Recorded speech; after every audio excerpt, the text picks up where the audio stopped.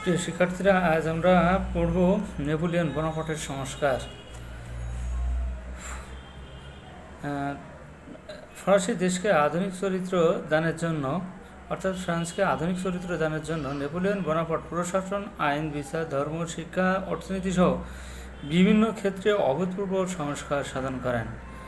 পুরাতন ঘুণে ধরা সমাজ ব্যবস্থাকে নতুনভাবে ঢেলে সাজানো কর্মপরিকল্পনা প্রণয়ন ও বাস্তবায়নের মাধ্যমে নেপোলিয়ন ফরাসি বিপ্লবের সত্যিকার সাফল্য আনয়ন করেছিলেন। ফরাসি সমাজ ও রাষ্ট্রীয় জীবনের শান্তি, শৃঙ্খলা ও নিরাপত্তা নিশ্চিত হয়। নেপোলিয়ন বোনাপার্টের সূচিত উল্লেখযোগ্য সংস্কার সমূহ এখন আমরা আলোচনা করব। অর্থাৎ নেপোলিয়ন বোনাপার্ট যে ফরাসি বিপ্লব ঘটেছিল, ফরাসি বিপ্লব নেপোলিয়নের ক্ষমতা গ্রহণের আগ পর্যন্ত ফরাসি বিপ্লবের তেমন সফলতার মুখ দেখতে পারেনি। কিন্তু নেপোলিয়ন বোনাপার্ট ক্ষমতা গ্রহণের পরপরই এই ফরাসি বিপ্লব যে বিপ্লব সংগঠিত হয়েছিল, সেই উদ্দেশ্যটা পরিপূর্ণরূপে বাস্তবায়ন হয়েছিল বা সেই রূপ দেখেছিল। আচ্ছা, তার উল্লেখযোগ্য সংস্কারগুলোর ভিতরে অন্যতম ছিল প্রশাসনিক বিকেন্দ্রীকরণ। 1789 সালে বিপ্লবের পর ফরাসি দেশে প্রশাসনকে বিকেন্দ্রীকরণ করা শুরু হয়। এর ফলে জেলা ও প্রদেশের সঙ্গে কেন্দ্রের সম্পর্ক শিথিল হয়ে পড়ে। নেপোলিয়ন বোনাপার্ট কেন্দ্রীয়ভাবে প্রদেশ ও জেলা দক্ষ ও অভিজ্ঞ প্রশাসক নিয়োগে প্রধানসহ গোটা প্রশাসনের উপর নিয়ন্ত্রণ প্রতিষ্ঠা করেন। আগে এই শাসনকর্তাগণ স্থানীয় ভোটে নির্বাচিত হতো। নেপোলিয়ন নির্বাচনের পরিবর্তে মনোনয়নকে প্রাধান্য দেন। প্রদেশগুলোর যাবতীয় ক্ষমতা প্রিফেক্টদের হাতে রাখেন। তাদের নিয়োগের ক্ষেত্রে যোগ্যতাই একমাত্র শর্ত ছিল। অর্থাৎ এই প্রশাসক এবং প্রিফেক্ট নিয়োগের ক্ষেত্রে একমাত্র যোগ্যতাই ছিল তার প্রশাসনের অন্যতম শর্ত। তাদের অধীনে উপপ্রিফেক্টগণ কাজ করতেন। সকল শ্রেণীর প্রশাসক ও সরকারি কর্মকর্তাকে কনসাল হিসেবে তিনি নিয়োগ দিতেন। এসব তিনি সম্পন্ন করতেন ফ্রান্সের রাষ্ট্রীয় পরিষদ তথা কাউন্সিল অফ স্টেট এর মাধ্যমে।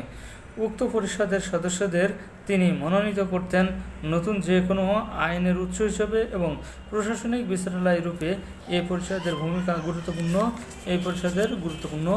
ভূমিকা ছিল। অর্থনৈতিক সংস্কার। ফ্রান্সের অর্থনৈতিক ব্যবস্থা সামন্ততান্ত্রিক ছিল, ফলে ফ্রান্স আর্থিক ও রাজস্ব সংকটে জর্জরিত ছিল। বিপ্লবের পর বিচ্ছিন্নভাবে কিছু সংস্কার আনা হলেও রাজনৈতিক অস্থিরতা ও সংকটের কারণে ফ্রান্স আর্থিকভাবে দ্রুত উন্নতি লাভ করতে পারছিল না। নেপোলিয়ন বোনাপার্ট 1799 সালে প্রথম কনসালের দায়িত্ব নেওয়ার পর আর্থিক ব্যবস্থাকে একেবারে ঢেলে সাজান। 1800 সালে তিনি ব্যাংক অফ ফ্রান্স প্রতিষ্ঠা করেন। সরকারি ঋণ ও কর আদায়কারী প্রতিষ্ঠান হিসেবে ব্যাংকটি ফ্রান্সের আধুনিক অর্থব্যবস্থার সূচনা করে। ব্যাংকটি 1803 সালে ব্যাংক নোট প্রবর্তনের অধিকার পায়। ফরাসি মুদ্রা ফ্রা স্থায়িত্ব বিধান করা হয়। নেপোলিয়ন নিজের নামে স্বর্ণের ধাতব মুদ্রা প্রচলন করেন। নেপোলিয়ন অর্থ দপ্তরকে রাজস্ব ও অডিট বিভাগে বিভক্ত করেন। প্রত্যক্ষ ও পরোক্ষ করের মধ্যে ভারসাম্য বজায় রাখার জন্য নতুন রাজস্ব ব্যবস্থা প্রতিষ্ঠিত হয়। একই সঙ্গে জনসাধারণের আর্থিক ক্ষমতার সঙ্গে সঙ্গতি রেখে নতুন কর ব্যবস্থা চালু করা হয়। নেপোলিয়ন নতুন কর ব্যবস্থাকে কার্যকর করতে নতুন কর্মচারী নিয়োগের ব্যবস্থা করেন। নেপোলিয়নের প্রবর্তিত অর্থনৈতিক নীতিমালা ফ্রান্সের অর্থনৈতিক গতিবেগ সৃষ্টি করে, কৃষি ও শিল্পে উন্নতি ঘটে, ব্যবসা বাণিজ্য স্থবিরতা কাটতে শুরু করে। তবে ব্যাপকভাবে যুদ্ধ জড়িয়ে ফ্রান্সের অর্থনীতিকে দুর্বল করে ফেলেন নেপোলিয়ন বোনাপার্ট নিজেই। ফলে ফ্রান্স সর্বগ্রাসী গভীর সংকটে পড়ে। সেই সংকটের তোড়ে তিনি ক্ষমতাচ্যুত হন। অর্থাৎ অর্থনৈতিক সংকটের কারণেই তিনি যে অর্থনৈতিক স্বাবলম্বিতা এনে দিয়েছিলেন, আবার ব্যাপকভাবে যুদ্ধ বিগ্রহের পরে তিনি আবার সেই অর্থনৈতিক সংকটে পড়েন এবং এই অর্থনৈতিক সংকট থেকে উত্তরণে আর কোনো উপায় ছিল না। ফলে তার এই অর্থনৈতিক সংকটের কারণেই তার পতন ঘটে। আইন সংস্কার। নেপোলিয়ন নিজেই বলেছেন, আমার যে একটি চিরস্থায়ী আমার যে কাজটি চিরস্থায়ী হবে তা হলো আইন সংহিতা। ফ্রান্সের আগে তেমন কোনো বিধিবদ্ধ আইন ছিল না। নেপোলিয়ন অত্যন্ত জটিল এবং দ্রুহ এই কাজটি সম্পন্ন করেছেন। বিপ্লবের অন্যতম আদর্শ সামাজিক সাম্যর প্রতি দৃষ্টি রেখে আধুনিক ফরাসি সমাজ গঠনের লক্ষ্যে আইন পরিমার্জন ও প্রণয়ন করা অপরিহার্য পড়ে। নেপোলিয়ন বোনাপার্ট দেশের আইনজ্ঞদের নিয়ে একটি কমিটি করে দেন এবং আইনজ্ঞ কমিটি রোমান আইনসহ ফরাসি সমাজের বাস্তবতা ব্যাখ্যায় বিশ্লেষণ করে যে আইনের দলিল রচনা করেন তা পরবর্তী সময়ে কোড অফ নেপোলিয়ন বা নেপোলিয়ন সংহিতা নামে পরিচিতি পায়। এতে দেওয়ানি, ফৌজদারি এবং বাণিজ্যিক মিলিয়ে মোট 2287টি আইনের ধারা স্থান পায়। এ আইনকে অনেকে ফরাসি সমাজের নতুন বাইবেল তথা দিক নির্দেশনা হিসেবে গণ্য করেন। তবে এই সংহিতা যেমন আধুনিক আইনের অধিকারের স্বীকৃতি মেলে, তেমনি এতে পুরাতন সামন্ত ফরাসি সমাজের অগণতান্ত্রিক নিয়মকানুনও উপস্থিত ছিল। অর্থাৎ এই সংবিধানটা রোমান আইনের সাথে সাদৃশ্য রেখে এবং পুরাতন কিছু আইনের সংমিশ্রণ করে এই আইনের সংহিতা তৈরি করা হয়েছিল। কিন্তু এই আইনে যেমন আধুনিকতা ছিল তেমন এর পুরাতন অর্থাৎ এর যে অগণতান্ত্রিক যে নিয়মকানুন ছিল তৎকালীন ফ্রান্সে, সেটাও এখানে নিহিত ছিল। গণতান্ত্রিক চরিত্রের কতিপয় ধারা নিম্নরূপ। অর্থাৎ এই আইনের আধুনিক আইনের কিছু ধারা ছিল যে এই আইনটাকে আমরা কেন আধুনিক আইন বলতেছি, কিছু এই ধারাগুলো পড়লেই আমরা বুঝতে পারবো যে এটা এই কারণে আমরা একে আধুনিক আইন বলতেছি। আইনের চোখে সকল নাগরিক সমান অধিকার নিশ্চিত করা, সামাজিক সাম্য স্থাপন করা, একমাত্র যোগ্যতার ভিত্তিতে সরকারি চাকরিতে নিয়োগ দেওয়া, সামন্ততন্ত্র বিলোপ করে নতুন ভূমি ব্যবস্থা চালু করা, ফৌজদারি আইনবিধি যুক্তিবাদ ও প্রাকৃতিক আইনের আলোকে সমন্বয় করা, বিচারের ক্ষেত্রে জুরি প্রথা চালু করা, রাজনৈতিক অপরাধীদের সাধারণ অপরাধী থেকে আলাদা মর্যাদা দেওয়া। এখানে যে আইনগুলোর কথা বলা হয়েছে, এই আইনগুলো তৎকালীন সময়ে এটা তৈরি করা হয়েছিল। এটা আমাদের দেশেও সবগুলো না হলেও কোনো কোনো ক্ষেত্রে কিছু কিছু এটা মিলে যায়, যে সেই আইনগুলো আমাদের দেশে এখন প্রয়োগ হয়। মূলত ব্যক্তি স্বাধীনতা, আইনের দৃষ্টির সমতা, রাষ্ট্রের ধর্মনিরপেক্ষ চরিত্র, বিবেকের স্বাধীনতা, ধর্মীয় স্বাধীনতা, পেশা নেওয়ার অধিকার ইত্যাদি স্বীকৃত হয়। শুধু ফ্রান্সের জন্যই নয়, ইউরোপের দেশ ও জাতিসমূহকেও সংহিতা আন্দোলিত করে। ফ্রান্সের শ্রেষ্ঠত্ব ও কর্তৃত্ব অনেক দেশই সে কারণে মেনে নিতে প্রস্তুত ছিল। অন্যদিকে প্রতিক্রিয়াশীলরাও এই সংহিতায় স্থান পেয়েছিল। অর্থাৎ যারা প্রতিক্রিয়াশীল ছিল, যারা সমালোচনা করত, তারাও এই সংহিতায় স্থান পেয়েছিল। যেমন পুরুষ ও নারী সমাধিকার সংহিতা মেনে নেওয়া হয়নি। অর্থাৎ এই আইনে যে প্রাচীন যে ফ্রান্সের সমাজ ব্যবস্থায় যে প্রচলিত ছিল সেগুলো স্থান পেয়েছিল। যেমন পুরুষ ও নারী সমাধিকার সংহিতায় মেনে নেওয়া হয়নি। 2, নারীদের সম্পত্তির অধিকার স্বীকার করা হয়নি। 3, স্ত্রী, সন্তান ও পরিবারের সদস্যদের উপর পিতার কর্তৃত্ব ছিল। 4, মালিক ও শ্রমিকের স্বার্থ সমানভাবে গুরুত্ব না দেওয়া। এক্ষেত্রে উভয়ের মধ্যে যে কোনো বিরোধ মালিকের স্বার্থেই বিবেচনায় নেওয়ার বিধান রাখা হয়। এইসব বিধিবদ্ধতার পরও নেপোলিয়নের সংহিতার প্রতি কৃষক এবং মধ্যবিত্ত শ্রেণীর ব্যাপক সমর্থন ছিল। তারপরেও এত কিছু সত্ত্বেও এই আইন ফ্রান্সের আগে এই ধরনের আইন ছিল না। ফলে কিছু হলেও অন্তত তৃতীয় সম্প্রদায় বা মধ্যবিত্ত সম্প্রদায়, তারা নিম্ন এবং মধ্যবিত্ত সম্প্রদায়, তারা কিছু আইনের কিছু সুযোগ সুবিধা তারা ভোগ করতে শুরু করে বা আইন ভোগ করবে বা ভোগের আশায় তারা এই আইনকে এত ত্রুটি বিচ্যুতি থাকা সত্ত্বেও তারা এই কৃষক এবং মধ্যবিত্ত শ্রেণীর মানুষ ব্যাপকভাবে সমর্থন দিয়েছিল। তার চতুর্থ সংস্কার শিক্ষা সংস্কার। নেপোলিয়ন বোনাপার্ট সমগ্র ফরাসি জাতিকে শিক্ষিত করার গুরুত্ব বিশেষভাবে উপলব্ধি করেছিলেন। সে কারণে তিনি জাতীয়ভাবে শিক্ষা সংস্কারে হাত দেন।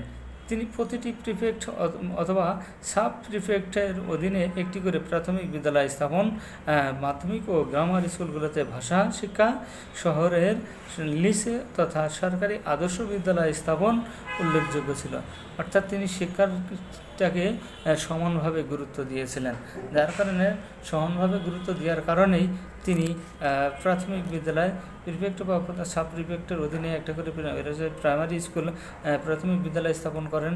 তারপরে মাধ্যমিক ও গ্রামার স্কুলগুলোতে ভাষা শিক্ষা এবং শহরের লিসে তথা সরকারি আদর্শ বিদ্যালয় স্থাপনের উদ্যোগ গ্রহণ করেন। লিসেগুলো আধা সামরিক ছিল। এখানে এই জায়গায় মূলত সামরিক প্রশিক্ষণ দেওয়া হতো, আবার সামরিক প্রশিক্ষণ নাও দেওয়া হতো। বিশ্ববিদ্যালয়ে নতুন নতুন বিভাগ চালু করা এবং বৈজ্ঞানিক গবেষণা ও প্রায়োগিক বিদ্যার প্রসারে মনোযোগ দেওয়া হয়। বিশ্ববিদ্যালয়ে নতুন নতুন বিভাগ চালু করা এবং বৈজ্ঞানিক গবেষণা, তার অর্থাৎ সেই সময় ফরাসি বিপ্লবের পরে শুরু হয়ে যায়, নেপোলিয়নের সময় থেকেই বৈজ্ঞানিক গবেষণা শুরু হয়ে যায় এখানে ইউনিভার্সিটিগুলো থেকে, যার কারণে তারা অনেক দূর এগিয়ে যেতে ফ্রান্স অনেক দূর এগিয়ে যেতে সক্ষম হয়েছে। বাণিজ্যিক আইন। পঞ্চমত, বাণিজ্যিক আইন। ফ্রান্সের ব্যবসা বাণিজ্য প্রসারে বাণিজ্য সংক্রান্ত বিরোধ দূরীকরণের লক্ষ্যে বাণিজ্যিক আদালত স্থাপন ও বিধিবদ্ধ আইন প্রচলন করা হয়। অর্থাৎ বাণিজ্যিক সুবিধা প্রসারের জন্য সেখানে বাণিজ্যিক আইন প্রবর্তন করা হয়, প্রচলন করা হয়। ষষ্ঠত, ধর্ম সংস্কার। ফ্রান্সে বিপ্লবের পর গির্জার সঙ্গে রাষ্ট্রের একটি বিরোধ চলে আসছিল। নেপোলিয়ন পোপের দাবির সঙ্গে সামঞ্জস্য রেখে এই বিরোধ নিষ্পত্তি করেন। এটিকে ইতিহাসে মীমাংসার নীতি বলা হয়। অর্থাৎ ফ্রান্সে গির্জার সাথে যে একটা দীর্ঘদিন ধরে বিরোধ ছিল, এই বিরোধ নেপোলিয়ন পোপের দাবির সঙ্গে সামঞ্জস্য রেখে এই বিরোধ নিষ্পত্তি করেন। এটিকে ইতিহাসে মীমাংসার নীতি বলা হয়। 1801 সালে উভয়ের মধ্যে স্থির হয় যে ফরাসি গির্জার যাজকগণ রাষ্ট্র কর্তৃক নিয়োগপ্রাপ্ত হবেন। 1801 সালে উভয়ের মধ্যে স্থির হয় যে ফরাসি গির্জার যাজকগণ রাষ্ট্র কর্তৃক নিয়োগপ্রাপ্ত হবেন এবং পোপ তা অনুমোদন করবেন। ধর্মযাজকগণ রাষ্ট্রের কাছ থেকে বেতন ভাতাদি পাবে। এর আগে দেখা যেত যে এই ধর্মীয় যাজকগণ প্রথম সম্প্রদায়ভুক্ত ছিল এবং এই ধর্মীয় সম্প্রদায়ের তারা যেটা বলতো রাষ্ট্র সেভাবে চলতো, রাষ্ট্র সেই অনুসারে চলতো। কিন্তু এই ফরাসি বিপ্লবের হওয়ার পর এটা আস্তে আস্তে পরিবর্তন হতে থাকে এবং সর্বশেষ চূড়ান্ত পরিবর্তন হয় নেপোলিয়নের ধর্ম সংস্কারের মধ্য দিয়ে। দেশত্যাগীদের দেশে ফিরিয়ে আনা। বিপ্লবের পর অভিজাত শ্রেণীর অনেক ব্যক্তি ফ্রান্সের বাইরে চলে যান। তারা সেখানে বসে ফরাসি সরকারের বিরুদ্ধে নানা ধরনের কর্মতৎপরতা পরিচালনা করতেন। নেপোলিয়ন 1802 সালে এক আদেশ বলে ইমিগ্রান্ট এসব ব্যক্তির বিরুদ্ধে অভিযোগ তুলে নেন এবং তাদের দেশে ফিরে আসার ব্যবস্থা করেন। অনেকেই সেই সুযোগ গ্রহণ করে দেশে স্থায়ীভাবে ফিরে আসেন। অর্থাৎ এই যে যারা দেশ থেকে পালিয়েছিল ফরাসি বিপ্লবের পর, তারা সেসব পার্শ্ববর্তী দেশে বসে বসে বা বিদেশে বসে বসে নিজ দেশের বিরুদ্ধে ষড়যন্ত্রের জাল বুনতে থাকে। তিনি এটা বুঝতে পারেন এবং এই ষড়যন্ত্র যাতে না করতে পারে এই কারণে এসব ইমিগ্রান্টদের তিনি দ্রুত দেশে ফিরিয়ে নিয়ে আসার ব্যবস্থা করেন। বিপ্লব পরবর্তী ফ্রান্সে নানা উত্থান পতন ঘটেছে, কিন্তু ফ্রান্সকে গড়ে তোলার জন্য যেসব বাস্তবায়িত উদ্যোগ নেওয়া জরুরি ছিল তা নেপোলিয়ন ক্ষমতা গ্রহণ করার পরই সংস্কার কর্মসূচির মাধ্যমে শুরু হয়। নেপোলিয়নের এইসব সংস্কার কর্মসূচি অনেকগুলোই ফ্রান্সকে সুদূরপ্রসারী লক্ষ্যে পরিচালিত হতে সাহায্য করেছিল, যা ফরাসি বিপ্লব হিসেবে পরিচিত। নেপোলিয়ন বোনাপার্টের পতন এর কারণ মানুষের জীবন ও সাম্রাজ্য সব ক্ষেত্রে উত্থান পতন থাকে। সম্রাট নেপোলিয়নের জীবনেও এর ব্যতিক্রম ঘটেনি বা ব্যতিক্রম ছিল না। ফরাসি বিপ্লবোত্তর ফ্রান্সে ক্ষমতা লাভ করে নেপোলিয়ন নিজেকে সাফল্য চূড়ান্ত সীমায় উন্নীত করেন। সমগ্র ইউরোপে তার আধিপত্য নিরঙ্কুশ ছিল। শুধুমাত্র ইংল্যান্ড তার নিকট নথি স্বীকার করেনি। ইংল্যান্ডের শক্তি মাটিতে মিশে দেওয়ার জন্য তিনি মহাদেশীয় ব্যবস্থা প্রবর্তন করেছিলেন, কিন্তু বিভিন্ন দেশের আধিপত্য প্রতিষ্ঠা করতে গিয়ে তিনি অনেক যুদ্ধে জড়িয়ে পড়েন। এ সকল যুদ্ধে তার অভিজ্ঞ সেনাপতি ও যুদ্ধপটু সৈনিকরা নিহত হয়। এরপর অনভিজ্ঞ লোক নিয়ে তিনি সৈন্যদল গঠন করলে সেনাবাহিনী দুর্বল হয়ে পড়ে। নেপোলিয়ন সাম্রাজ্য যতই বিশাল হচ্ছিল ততই বিভিন্ন দেশে যুদ্ধ ও পাহারার জন্য সৈনিকের প্রয়োজন দেখা দিয়েছিল, কিন্তু ফ্রান্সের জনবল যথেষ্ট না থাকায় তিনি অধিকৃত ইতালি, জার্মানি ও বেলজিয়াম থেকে যুবকদের সেনাবাহিনীতে অন্তর্ভুক্ত করতেন। এই নতুন সেনাবাহিনীতে নিযুক্ত সেনাদের দেশপ্রেম, জাতীয় চেতনা প্রভৃতির গুণের অভাব ছিল, যেটা আমরা দেখেছিলাম ফরাসি বিপ্লবের পলাশি যুদ্ধের সময়। ফলে তারা নেপোলিয়নের প্রতি অনুগত ছিল না। এ সকল কারণে পৃথিবীর শ্রেষ্ঠ সমন্বয়ক নেপোলিয়নকে লাইজিগ ও ওয়াটারলু যুদ্ধে নির্মমভাবে পরাজিত হয়ে সেন্ট হেলেনায় নির্বাসিত হয়েছিল। শুরুতেই নেপোলিয়ন তার জীবন জাতির নিকট যেমন সমর্থন লাভ করেছিলেন, পরবর্তী সময় তার জনপ্রিয়তাও হ্রাস পেয়েছিল। তার স্বৈরশাসনে ফ্রান্স পুলিশি রাষ্ট্রে পরিণত হয়েছিল। স্পেনের যুদ্ধ এবং রুশ যুদ্ধে পরাজয় ফ্রান্সের বিক্ষোভ সৃষ্টি করে। এমনকি তার পুলিশ বাহিনীর প্রধান ক্রুশে এবং কূটনৈতিক বিভাগের কর্মকর্তা টেরিল্যান্ডের চক্রান্তে প্রশাসনের নেপোলিয়ন বিরোধী চক্র তৈরি হয়েছিল। এমনকি তার আপন ভ্রাতা জোসেফ বোনাপার্টও এই চক্রান্তের বাইরে ছিল না। নেপোলিয়নের জনবিচ্ছিন্নতা তার শক্তি হ্রাস করেছিল, যা তার পতনের ক্ষেত্র তৈরি করেছিল। নেপোলিয়নের বোনাপার্টের যেমন উত্থান হয়েছিল তেমন পতন হয়েছিল। নেপোলিয়নটা তিনি শৌর্যবীর্যের দিক দিয়ে তিনি যেমন সাফল্য অর্জন করেছিলেন, আবার এই শৌর্যবীর্যের যখন অবক্ষয় ঘটে তখন তার পতনও ঘটেছিল দ্রুত। অর্থাৎ তিনি একাধিক যুদ্ধ করেছিলেন ফ্রান্সের বাইরে বা ইউরোপে, যার কারণে এই একাধিক যুদ্ধ করার কারণে তার যেসব নিয়মিত সৈনিক ছিল বা যুদ্ধপটু যেসব সৈনিক ছিল তারা এসব যুদ্ধে মৃত্যুবরণ করে বা নিহত হয়, যার কারণে তার সৈন্যবাহিনীতে অভিজ্ঞ সৈনিকের সংখ্যা হ্রাস পায়। এর ফলে এবং সৈনিকের সংখ্যা হ্রাস পাওয়ার ফলে তিনি পার্শ্ববর্তী দেশ যেমন ইতালি, জার্মানি ও বেলজিয়াম থেকে তিনি সৈন্য সংগ্রহ করেন। এখান থেকে এইসব দেশের যুবকদের তিনি তার সৈন্যবাহিনীতে যোগদান করেন। ফলে এইসব দেশের সৈনিকদের মধ্যে কোনো দেশপ্রেম ছিল না। তারা জাস্ট আসতো চাকরি করার জন্য, অর্থনৈতিক লোভের কারণে, অর্থনৈতিক দুর্দশাগ্রস্ত হওয়ার কারণে। ফলে তাদের ভিতরে কোনো দেশপ্রেম ছিল না, তারা যেটা মনে করতো সেটা করতো। ফলে দেখা যাচ্ছে যে এই নেপোলিয়ন বোনাপার্ট বিভিন্ন যুদ্ধে তিনি পরাজিত হয়েছে, যে সর্বশেষ ডানজিগ এবং ওয়াটারলু যুদ্ধে তিনি পরাজিত হয়েছিলেন নির্মমভাবে। এবং এরপর তার যে বিশ্বস্ত লোকজনগুলা, যেমন তার পুলিশ বাহিনীর প্রধান ছিলেন ক্রুশো এবং কূটনৈতিক বিভাগের কর্মকর্তা টেরিল্যান্ডের চক্রান্তে প্রশাসনে নেপোলিয়ন বিরোধী একটা চক্র গড়ে ওঠে। এমনকি তার ভাই জোসেফ বোনাপার্টও তার বিরুদ্ধে ছিলেন। তারাও তার বিরুদ্ধে এই চক্রান্তে শরিক হয়েছিলেন বা চক্রান্ত গড়ে তুলেছিলেন।